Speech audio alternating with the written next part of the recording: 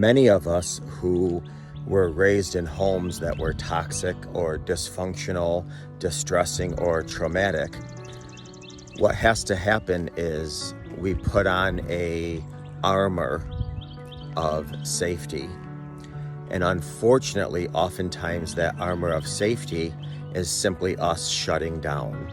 Shutting down keeps us safe.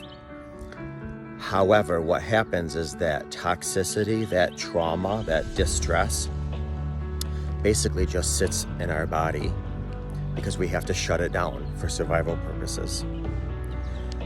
Years later, when we're in relationships and we encounter a betrayal, an affair, cheating, secrets, what happens is that hits us at a core level, awakening that dormant trauma, ultimately waking a sleeping giant.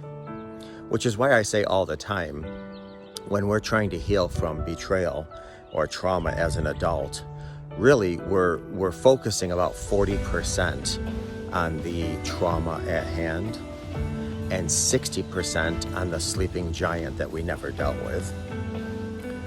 So keep that in mind when you're healing from trauma. You're just not dealing with the trauma of today. You're just not dealing with the effects of your distress, your dysfunction, your toxicity today.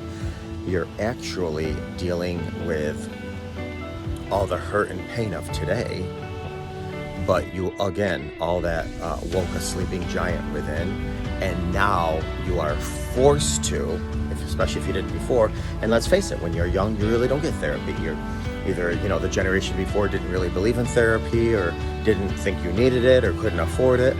So it was dormant all these years, just lying there, just like a kind of, bubbling volcano.